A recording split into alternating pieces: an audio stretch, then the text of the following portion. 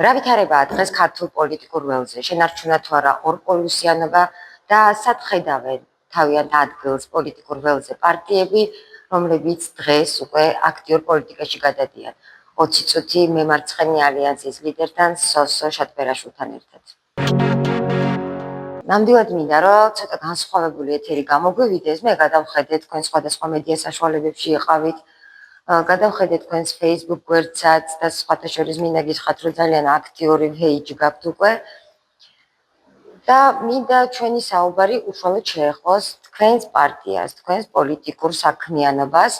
თქვენ რამდენიმე ხნის წინ გააკეთეთ განცხადება, რომ მემარცხენე ალიანსი გადადის პოლიტიკურ აქტივობაში და აქტიურობას იწყებს. რაში გამოიხატება მით უმეტეს დღეს შექმნილ პოლიტიკურ გარემოში თქვენი აქტიურობა? მოგესალმებით, ქალბატონო მოკეთი, მივესალმები ძვირფას მაყურებელს და მსმენელს. აი დავიწყოთ იმით, რაც თქვენ გააშუქეთ ჩვენ პარტიასთან დაკავშირებით, ჩვენ გავაკეთეთ განცხადება, რომ აქტიურ პოლიტიკაში ბრუნდებით. პოლიტიკიდან არასოდეს არ ყოფილვართ წასულები, მაგრამ შედარებით პასიურად ვიყავით. ეხლა ჩვენ აქტიურ პოლიტიკაში ბრუნდებით და რატომ? დიდი ხანია მომწიფდა ქვეყანაში ისეთი საჭიროება, ისეთი პარტიების საჭიროება, რომლებიც ოპონირებას უწევენ ქართულ ოცნებას და არა ქვეყანას. ანუ ჩვენ ვართ ქართული ოცნების მოწინააღმდეგეები, ოპოზიცია და არა ქვეყნის ოპოზიცია. და ჩვენ არასოდეს არ გავაკეთებთ იმას, რასაც აკეთებს და აკეთებდა და აკეთებს კოლექტიური ნაცმოძრაობა და მისი სატელიტური პარტიები. არავინ არ დაიჯეროს, რომ ნაცმოძრაობა დაშლილია და სხვადასხვა პარტიებად არის დაყოფილი. ისინი არიან სულელანი ნაცები და სულელანი ერჩიან საკუთარ ქვეყანას. მზად არიან ქვეყანა ჩაითრიონ ახალ ომში. ჩაითრიონ. უნდა გაგაწყვეტინათ, იმიტომ რომ მე თქვენ თავიდან გთხოვეთ, რომ მოდით სხვა კუთხით წავიდეთ. თქვენი პირადი აქტიურობა მაინტერესებს. რადგანაც თქვენ თქვით, რომ თქვენ ხართ ქართული ოცნების ოპონენტები, ოღონდ არა ქვეყნის ოპონენტები, აქედან გამომდინარე ძალიან ბევრი ნაფიქრი გექნება სხვადასხვა კანონ პროექტებზე, სხვადასხვა კანონების ცვლილებაზე. აი, რა არის ის კანონები, რასაც თვლით, რომ საჭირო არის მათი ცვლილება იმისთვის, რომ ქვეყანაში ჩვეულებრივმა მოქალაქეებმა თავისუფლად ამოისუნთქონ. იგივე საგადასახადო კანონს რო შევეხოთ, ფასების ზრდა, კი გვეუბნებიან, რომ ფასები არ იზრდება, მაგრამ ჩვენ ხო ჩვეულებრივი მოქალაქეები ვართ და როგორც თქვენ ისე მე დავდივარ მაღაზიაში და ვხედავთ თუ რა ხდება. აი ამ კუთხით მინდა თქვენი ინიციატივები, თქვენი ნაფიქრი კანონ პროექტები და თქვენი გამზადებული რეცეპტი მოქმედ ხელისუფლებას. რა უნდა გააკეთოს, რომ ხვალ უკვე საქართველოში რაღაცა შვება ჩვეულებრივმა მოქალაქეებმა იგრძნოს. ეს ყველაფერი გასაგებია, უბრალოდ მე ვთქვი, გააქტიურების მიზეზი. რატომ გავაქტიურდით? რომ ჩვენ ვართ ქართული ოცნების ოპოზიცია და არა ქვეყნის ოპოზიცია. აი ეს მინდოდა მე თქვა, თორე მე არც ერთ პარტიასთან ეხლა ამ წუთას არც ერთ პარტიაზე საუბარი არ ვსურს. და ძალიან სწორი გადაწყვეტილება. ძალიან ბევრი საუბარი მიდის ქვეყანაში სხვადასხვა პარტიებთან დაკავშირებით. ჩვენ კიდევ ერთხელ ვაფიქსირებთ, ვართ ხელისუფლების ოპონენტები და არ ვართ ქვეყნის ოპონენტები. მაგრამ მიუხედავად აი ამ ყველაფრისა, ჩვენ ვხედავთ და თქვენ ახსენეთ კოლექტიური ნაციონალური მოძრაობა, რო თქვით. თქვენ ახსენეთ ქართული ოცნება, რომელიც უმრავლესობაშია.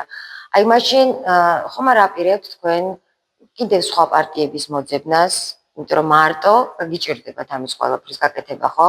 და მით უმეტეს ქვეყანაში უკვე საზოგადოებაში ალბათ თქვენ ხედავთ Facebook-ზე რას წერს მოქალაქეები, მომწიფდა იმისი აუცილებლობა, რომ შეიქმნას რაღაცა ახალი ძალა, ახალი პოლიტიკური გაერთიანება.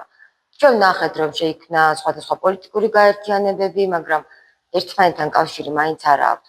თქვენ თუ მოგიაზრებათ ქვეყანაში დღეისათვის ისეთი პოლიტიკური პარტია, რომელთანაც თანამშრომლობას, გაერთიანებას და ერთად რაღაც ინიციატივებზე მუშაობას შეძლებთ. რაც შეეხება მარტო ერთი პარტიის მოვაწეობას, მე მინდა გაგახსენოთ 2011-12 წელი თვით ქართულმა ოცნებამაც კი მარტოკა მაშინ ვერ შეძლო არსებულ ხელისუფლებასთან დაპირისპირება და გვერდით დაიყენა ყველა ის პარტია, რომელსაც მოიაზრებდა თავის სატელიტად და ბევრი პარტია დაუდგა გვერდით კოალიცია შეიქმნა. კი, ჩვენი პარტიის გარდა, ჩვენი პარტია არ დამდგარა მაშინ ოცნების გვერდით. ჩვენ ვამბობდით, რომ არც ნაცები გვინდა, არც ოცნება გვინდა, სულ სხვა ძალა უნდა მოვიდეს ხელისუფლებაში, თუმცა მარტოკა მართლაც მე გეთანხმებით, მარტოკა ერთ პარტიას ძალიან გაუჭირდება, მაგრამ ეხლა მე რომ თქვენ დაგისახელოთ, რომელ პარტიას მოვიაზრებთ ჩვენს მეგობარას ვთქვათ, მეგობარ პარტიად, არ გამოვა მართალი, იმიტომ რომ მე მჭირდება მათი დასტური. უბრალოდ ჩვენ ვაცხადებთ, რომ ჩვენ ვართ ღია. ჩვენ ვართ ღია პოლიტიკური ორგანიზაცია და ყველას მოუწოდებთ. არა ჩვენთან გაერთიანებასთან, ჩვენს პარტიასთან შემოერთებასთან და რაღაც ესეთ რაღაცას. მართლა გაერთიანებას თანაბარ საწყისებზე, თანაბრობის პრინციპებზე, იქ არ იქნება უფროსი და უმცროსი, მე ვარ უფროსი ძმა, შენ ხარ უმცროსი ძმა და ასე შემდეგ. მოუწოდებთ სულ ყველას არჩევნებამდე საკმაოდ დიდი დრო 2027 წლამდე დიდი დროა და მოუწოდებთ ყველას ვისაც სურვილი აქვს ვისაც საკუთარი სამშობლო უყვარს რა თქმა უნდა ეს არის ასე ვთქვათ თავარი პირობა ჩვენთან გაერთიანებისა და ჩვენი გაერთიანებისა ვისაც სამშობლო უყვარს ყველას მოუწოდებთ თუმცა აქვე უნდა ითქვას რომ ძალიან ბევრი პარტია არის სხვადასხვა ქვეყნის მიერ დაფინანსებული ჩვენ არ ფინანსდებით არავისგან და ვინც არავისგან არ ფინანსდება მოუწოდებს ყველას შეგვეხმიანონ და შემოგვიერთონ. ბატონო სოსო, აი ძალიან ბევრ ქვეყანაში პარტიები ფინანსდება თვითონ ხალხისგან. ანუ თვითონ ამომრჩეველი წყვეტს იმ პარტიამ უნდა იარსებოს თუ არ უნდა იარსებოს. სხვათა შორის ერთი პერიოდი გახსოვთ ალბათ საქართველოში იყო ასეთი ის რომ პარტია არ უნდა ფინანსდებოდეს და უნდა ფინანსდებოდეს ან ხალხისგან ან საწევროებისგან. მაგრამ თანხები პარტიასაც ჭირდება ხო ელემენტარული ოფისი შეინახოთ, თუნდაც რაღაცა ფლაიერები, ბუკლეტები დაარიგოთ. აი თქვენ როგორ ფიქრობთ, პარტია უნდა ფინანსდებოდეს თუ უბრალოდ საზოგადოებრივ საწყისებზე უნდა იყოს და თვითონ ამომრჩეველმა გადაწყვეტოს რა აფინანსებს? მე მინდა ქალბატონო კეტი შეგახსენოთ, ახალი ფეხადგმული იყო დამოუკიდებელი საქართველო და ჩვენ რა თქმა უნდა უცხოელ ტრენერებს ვიწევდით და უბრალოდ მათ ვთხოვდით რომ ჩაეტარებინათ ჩვენთვის გაეზიარებინათ თავისი გამოცდილება.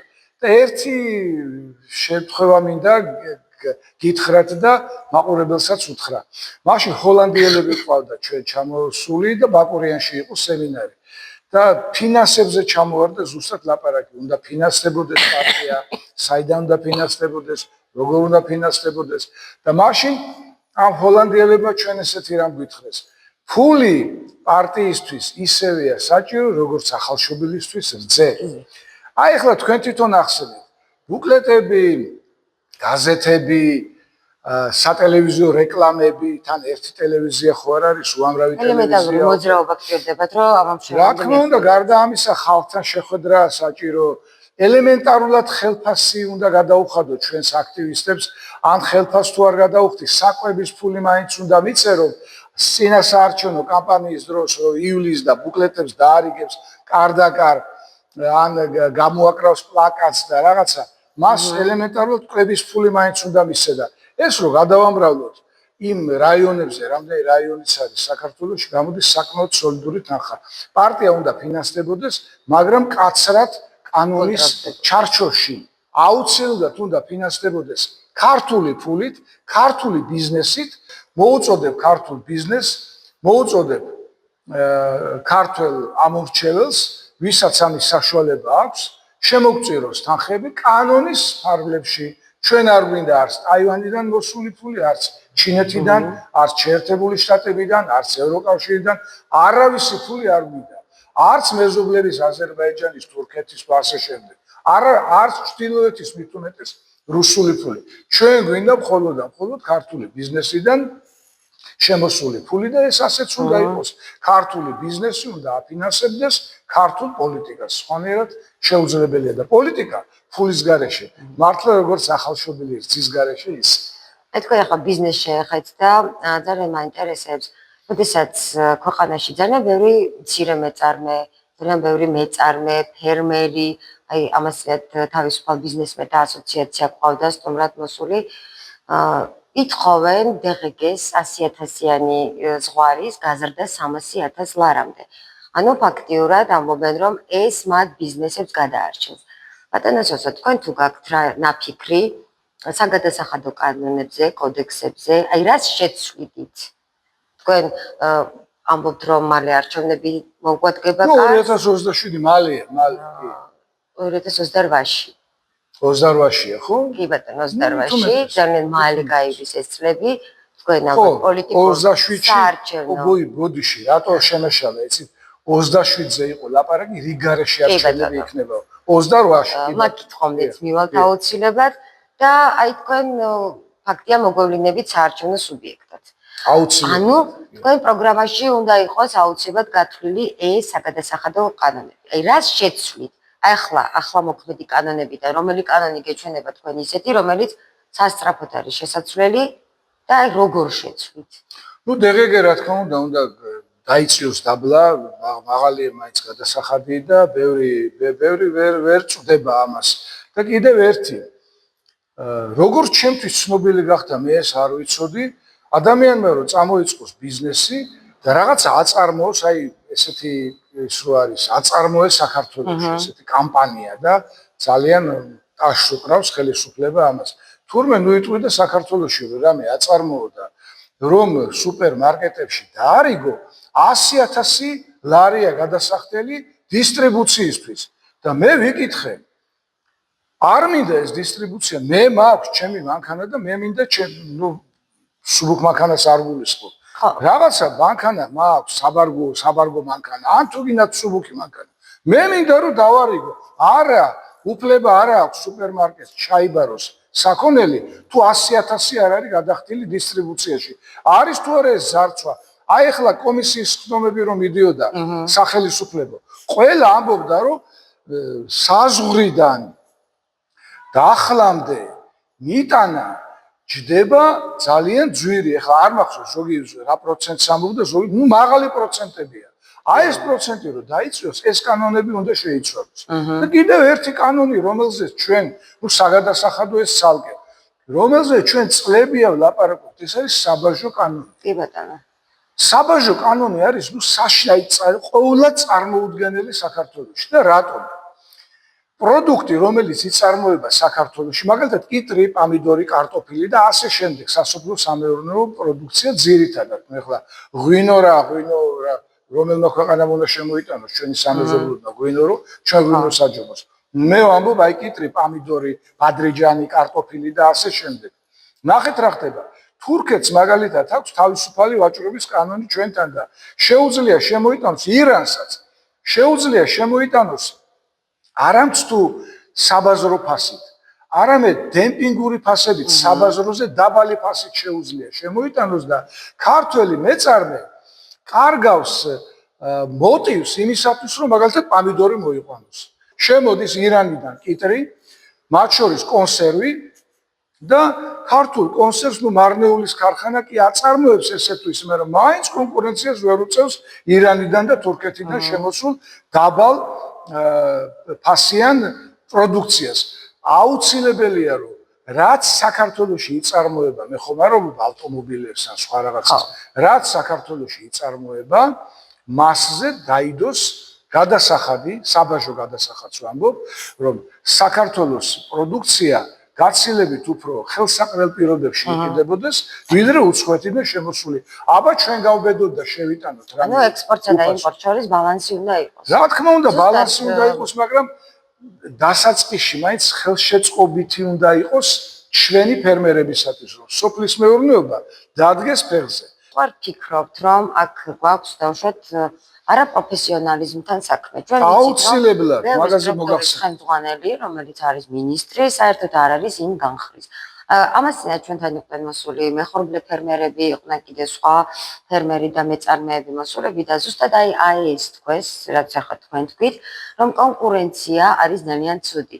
როდესაც ქართული ხორბალი ჩაწვა, როდესაც უკვე ცნობილი ხორბალი, ქართული დოლის პური, დიახ. მე ვენახე აჩეხავ ვაზი და ჩვენ წინა გადაცემაში გქონდა კიდეც ეს კადრები თუ როგორ ჩეხავს ქართველი კაცი რომ ვაზს აჩეხავს, მაგრამ რა ქნან. იქ სუბსიდირებით დაასუბსიდირეს სუფრის ყურძენი და შემდეგ უკვე მთავრობამ ამაში ხო ძალიან ბევრი ფული გადაიხადა სუბსიდირებაში. მაგრამ სანამ ქართული სუფრის ყურძენი შემოვიდა, უკვე შემოვიდა სომხეთიდან შემოტანილი სუფრის ყურძენი და ქართული ჩაწვა. აი რა უნდა თქვა აი ამას გეუბნებით, საბაჟო გადასახადი, საბაჟო კოდექსია მოსაწესრიგებელი. მიწა, წყალი, ყველაფერი გვაქვს, მაგრამ რა არ გვაქვს მაშინ? რა აკლია საქართველოს? როგორ ფიქრობთ, მოვლა, პატრონობა, პროფესიონალიზმი თუ აი რა გჭირს ასეთ? გეტყვით ახლა. ქვეყანა აი თქვენ მიწა, წყალი ახსენეთ, ჰაერი ახსენეთ. არ გიხსენებიათ ზღვა. ჩვენ ხშირად გვავიწყებდება რომ ჩვენ ვართ საზღვაო ქვეყანა. გასაგებია რომ მე აღარ მინდა წინა ხელისუფლებებზე ლაპარაკი არ ჩევარდნაძეზე და არ სააკაშვილზე. უმოწყალოდ გაყიდეს ქართული ფლოტი, რომელსაც შეელო აი 30% ბიუჯეტში შემოეტანა ამ სატვირთო გადაზიდვებს, საზღვაო გადაზიდვებს, ასე ვთქვათ. გაყიდეს უმოწყალოდ. გასაგებია, მაგრამ ხო შეიძლება ეხლა მაინც თევზსაჭერი ფლოტი შევისყიდოთ, ნელ-ნელა, არო ბიუჯეტი საკმაოდ დიდია. ნელ-ნელა ყოველ წელიწადში 2-3 თევზსაჭერი სეინერო შევიძინოთ და ზღვისპირეთში ავაშენოთ თევზის გადამამუშავებელი ქარხნები და ფაბრიკები. გინახავთ სადმე აი ზღვისპირა სოფლებში, გარდა სასტუმროებისა, გარდა რესტორნებისა, გარდა კაფეებისა, გარდა ბუნგალოებისა. ფუნქციონირებს თუ არ მეშლება, ფოთში არ არის თევზის გადამამუშავებელი. ეს არის ერთეულები. და ჩვენ გვაქვს 300 ღმერთმა დაგვაჯილდოვა 300 კილომეტრი შავი ზღვაზე გასასვლელად. რაზედაც ოცნებობენ სხვა ერები. თევზი გადააგდე, ბადე დაიჭირე, თევზი გამოიტანე და დაამუშავე და ზღვისპირა სოფლები დასაქმდება ამ თევზის მრეწველობით. ამ დროს თევზი არა მარტო არ გაიყიდება, კონსერვსაც გულისხმობ და დაყინულ თევზსაც. არამედ ჩვენ მეზობელ ქვეყნებშიც გაიყიდება და წელში გაიმართება ზღვისპირას მაცხოვრებელი ადამიანები. გარდა იმისა, რომ ტურიზმით ცხოვრობენ და საკმაოდ მაღალი შემოსავალია, კიდე დაემატება ამას თევზით შემოსავალი და თევზზე არავინ არ ფიქრობს. აბა გინახავთ სახელმწიფოს ან პრემიერ-მინისტრის ანგარიში ან პრეზიდენტის რაღაც, რომ თევზის მრეწველობაზე ვინმეს ელაპარაკებს. თევზზე საერთოდ არ ლაპარაკობენ. ამ დროს არა, საერთოდ არც მრეწველობაზე არ საუბრობენ და საერთოდ სოფლებიც დაიცალა, აღარც ქარხნები, აღარც ფაბრიკები აქ ამობენ, რომ არისო, მაგრამ ჩვენ ხო ვერ ვხედავთ ფაქტია, რომ საქსტატმაც აღიარა, ნახეთ, ბოლო მონაცემებით, რომ სოფელი დაიცალა. რასაც თქვენ ლაპარაკობთ, დაბრუნდება ხალხი, ქალბატონო კეთი. ჩვენ თუ გვინდა რომ ხალხი დაბრუნდეს, წარმოება უნდა იყოს სწორი სტრატეგიის, სწორი დაგეგმარების და პრიორიტეტების სწორად დალაგების შემთხვევაში შესაძლებელი არის ნებისმიერი პრობლემის მოგვარება. ხო მართალია? რა თქმა უნდა, აი დავიწყოთ მაგალითად პარლამენტით. რამდენი ზის იქ პროფესიონალი და რამდენი ზის ისეთი ადამიანი, რომელიც საერთოდ ვერც ბიუჯეტში ერკვევა, ვერც საგარეო პოლიტიკაში. არა, 150 პარლამენტარი რატომ უნდა გყავდეს, ჯერ აქედან დავიწყოთ. ძალიან ბევრია. დაუშვათ რაოდენობა ბევრს, რა მნიშვნელობა აქვს, ცოტა რო იყოს, მაინც ბევრი არაპროფესიონალი იქნება. აი ახლა წარმოიდგინეთ, ევროპარლამენტარები ვერ პოულობენ ირანს რუკაზე. ეს ხო ცნობილი ფაქტია. ერთ-ერთმა ძალიან ცნობილმა და კაი გაგებით ეშმაკმა ჟურნალისტმა გააკეთა ეს. მიუტანა ევროპარლამენტარებს რუკა და ირანი ვერ იპოვეს. ეხლა ისინი საქართველოსაც ვერ პოულობენ. ეხლა საქართველოს პარლამენტში რამდენია ესეთი უვიცი. იქ ხო უნდა პარლამენტის დანიშნულება ძირითადად რა არის ქალბატონო? ორი ძირითადი დანიშნულება აქვს. ეს არის კანონშემოქმედება და ეს არის ბიუჯეტი. კი ბატონო. ნუ რა თქმა უნდა, ეს საგარეო პოლიტიკაც და ნუ რაღაც სხვა მცირე რაღაცები, მაგრამ ძირითადად ეს არის. ძირითადად იქ უნდა იყვნენ ეკონომისტები და უნდა იყვნენ იურისტები. იურისტებმა უნდა იმუშაონ კანონებზე და ეკონომისტებმა უნდა იმუშაონ ბიუჯეტზე. და რამდენია იქ ისეთი ერთეულებია, რომლებიც მუშაობენ. სახელიც მაგას გვოვნება საკანონმდებლო. დანარჩენი არის ბალასტი და ეხლა ჩამოვყვეთ სამინისტროებში. რამდენი ვიცი მე რომ არაპროფესიონალი მუშაობს სამინისტროში და რო კითხო, რაღაც გაგებაში არ არის. ყველაზე მეტი შეხება მქონია მე თბილისის მერიის არქიტექტურის განყოფილებას. აბსოლუტურად უვიცები არქიტექტურაში. რო უთხარი ერთ ინსოლაციას რატო არიცავთ მეთქი ამ მაღალ კორპუსზე. ინსოლაცია რა არის არქიტექტურის განყოფილებაში მომუშავე ადამიანმა აზრზე ვერ მიპასუხა. და ამ დროს არქიტექტურა არის რა ჩვენ ხო ძალიან ვამაყობთ ჩვენი ტურიზმით. ხა თბილისი მე მიხარია რომ შენდება, მაგრამ ასე უნდა შენდებოდეს, ქვის ჯუნგლები უნდა შენდებოდეს.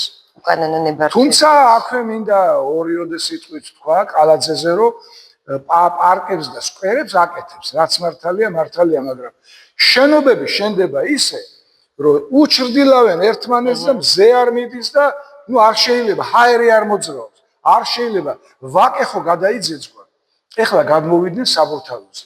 იმიტომაც მოხდა გუშინ საბურთალოზე ის ფაქტი, რაც ვნახეთ, ხო? ის ფაქტი რაც ვნახეთ, ამიტომ არ შეიძლება მეორე ხანძარი რო სადღაც ჩნდება, ვერ მოძრაობს სახანძრო მანქანები.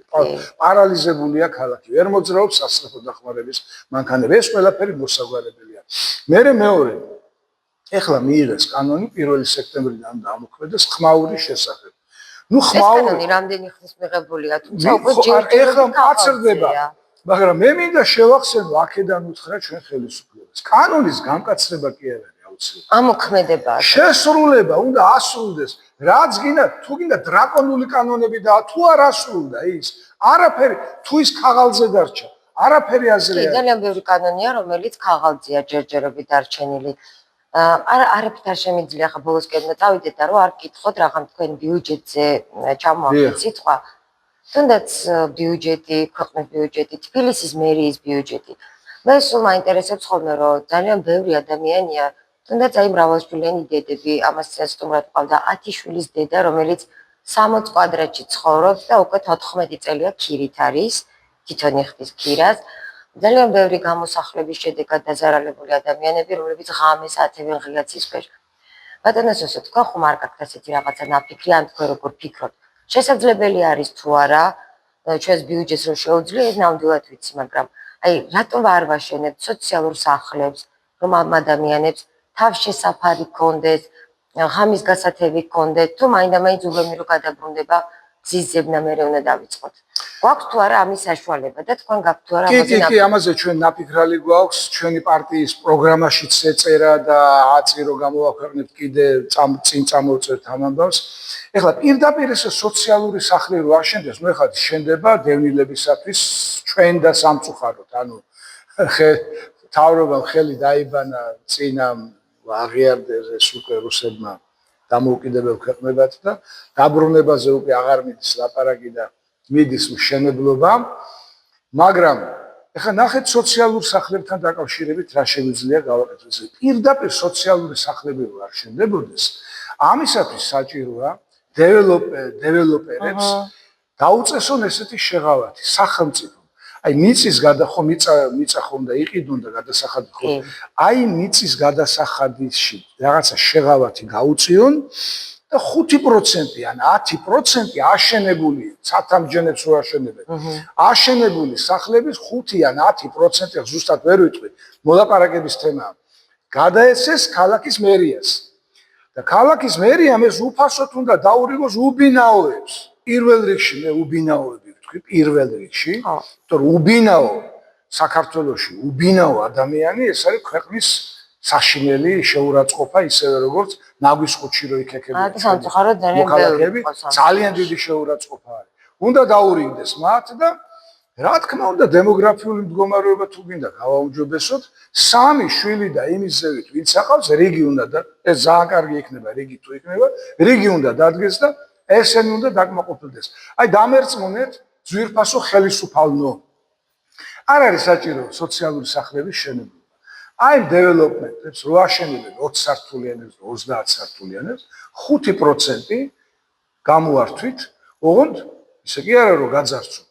მიწის გადასახადზე შეღავათი გავუკეთეთ, მერე გამოართვით 5-დან 10%-მდე და სია შეადგინეთ მრავალშვილიანი დედების, გაჭირვებული ადამიანების და დაურიგეთ იმ ადამიანებს და სულ ცოტა ხანში 5-8 წელიწადში საქართველოში უფრო ადრეც ისეთი ტემპით მიდის ქალბატონო ქეთი მშენებლობა გაიხედავ და განსაკუთრებით ბათუმში. ნუ ბათუმში რო ჩავდივარ ხოლმე, უკვე ყოველ ჩასვლაზე ერთი პატარა ქალაქი შენდება. და ბოლო კითხვა უნდა დაგისვათ, როგორ გესახებათ სოფლის გაცოცხლების, სოფლად დაბრუნების პროცესი? არ შემიძლია არა ვთქვა, უფასო საავადმყოფოზე, აი სანამ დავამთავრებ და გადავა ჯანდაცვის სფერო, მე მგონი საერთოდ ისეთი მოშლილია, რომ 3 გადაცემაც არ აქვს. ჩვენი პროექტი იყო ჩემი და ჩემე კახაძაგანია, ატა ჯიბლაძე და სხვები თბილისის საკრებულოს დეპუტატები რო გავხდით, ჩვენი პროგრამა იყო უფასო სასწრაფო დახმარება. თბილისში უფასო სასწრაფო არ იყო. ჩვენ გავაკეთეთ ეს, სხვათა შორის სააკაშვილმა დაგვიჭირა მხარი, არა იმიტომ რომ ხალხი უყვარდა ძალიან, არამედ იმიტომ რომ პიარი შეეშინდა, დავტეხავდით ერთ ამბავს და ვიტყოდით რომ აი უფასო სასწრაფო არ უნდა, ამისი შეეშინდა, მხარი დაგვიჭირა და უფასო სასწრაფო გავაკეთეთ. შემდეგი პროექტი იყო მუნიციპალური საავადმყოფო, ანუ უფასო საავადმყოფოს რო ვეძახით, უფასო არაფერი არ არის ქვეყნად. აი ეს ვეღარ განვახორციელეთ, იმიტომ რომ მოხდა უკვე რევოლუცია და მერე უკვე სააკაშვილთან ხელი აღარ მიგვეწვდებოდა. უკვე ერთმართველი ავტოკრატი გახდა. აუცილებლად უნდა გაკეთდეს ყველა რეგიონში ერთი მუნიციპალური, ანუ უფასო საავადმყოფო მაინც. მერიაში კი არ უნდა იდგეს ადამიანის საბუთები და იხვეწებოდესო ჩამირიცხე, გადამირიცხე, გადმომირიცხე. უნდა იყოს უფასო საავადმყოფო, სადაც წავა იმკურნალებს და არაფერი არ ექნება მას გადასა. ბიუჯეტი გადაიხდის ამას ყველაფერს. ეს აუცილებლად განსახორციელებელი. ეხლა სოფლის აღორძინებაზე რაც ვკითხეთ, ეხლა მე ასე თუ ისე მაგ პროფესიის ადამიანი ვარ. ზუსტად იმით შემოვინახე ბოლოს სასოფლო სამეურნეო ინსტიტუტი მაქვს დამთავრებული და მეტნაკლებად საქმეში ჩახებული ვარ.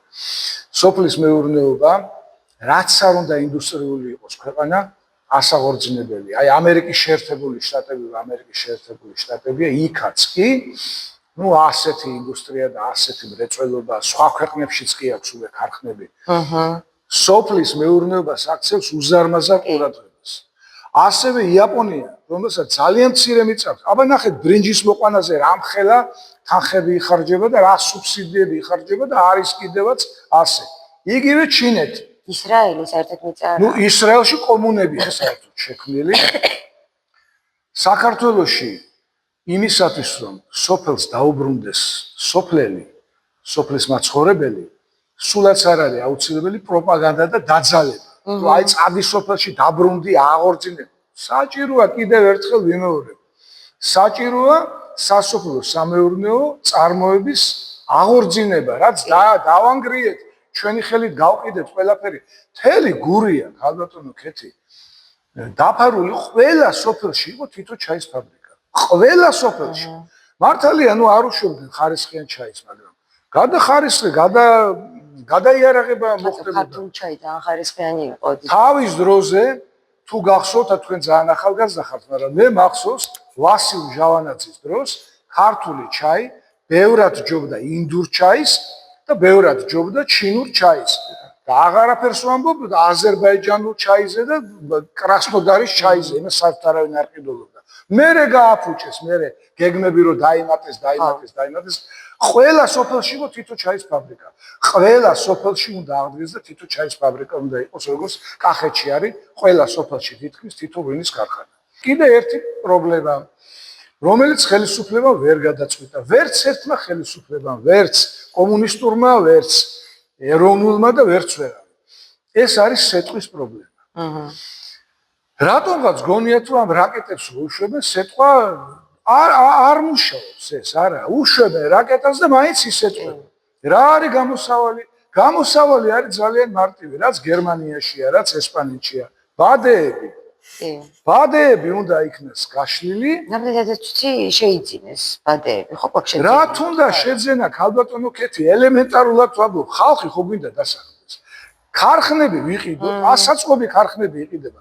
ბადის ქარხნები ვიყიდოთ, ავაშენოთ, ბადეს გამოუშვებს, ჩვენი ფერმერები ხო დაკმაყოფილდებიან დასაქმებად. მეზობელ ქვეყნებშიც გავყიდით.